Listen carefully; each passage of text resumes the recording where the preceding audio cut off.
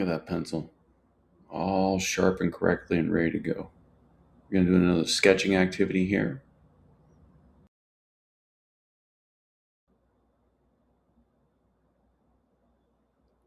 This one's called a continuous line drawing.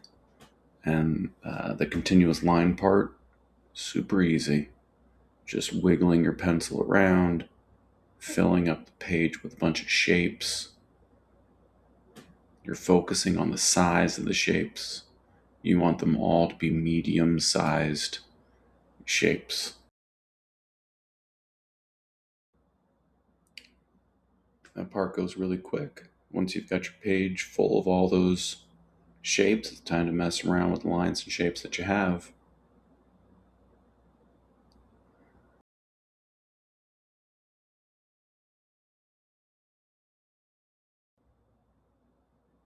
Pushing hard, pushing light. Some lines are thick, some are thin. Fill in shapes. All of these things you're doing while you're practicing using that sketching grip.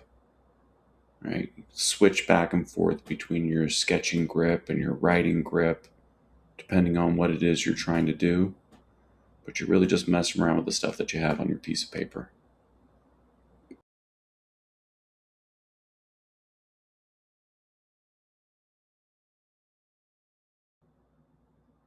One thing I try to get people to focus on is the push and pull, right?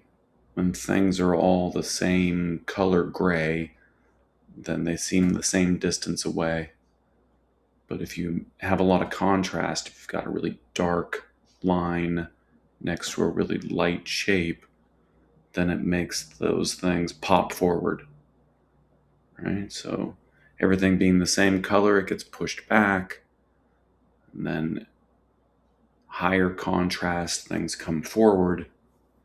And you're just messing around, trying to make stuff come forward and go back. Smudging's a great idea. Get out a paper towel, just smudge stuff around. And then, like I said, when we smudge all this stuff, it becomes the same color gray. The lines all get towards that same color gray as well. All that smudging just pushes everything back away from us. Now we can come back in and erase some things and darken some things with our graphite and play around with it, try to push and pull.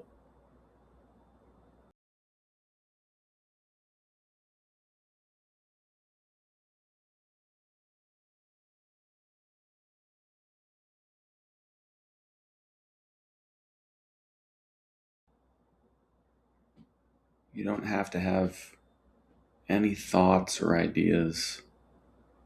You don't have to be inspired to make art.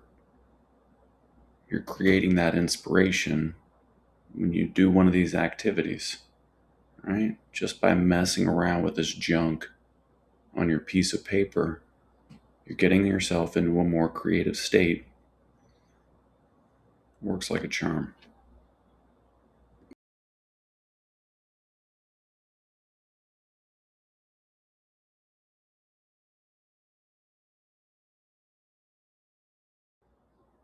With all this sped up footage, it could be difficult to tell, how much time I spent on this. This is about 15 minutes working on this warm up activity, just playing around.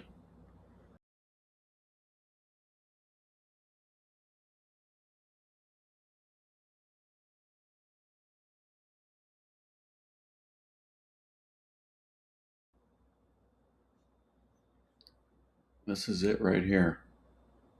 This is really how you're going to help yourself to get better at making art, is by enjoying the art making part.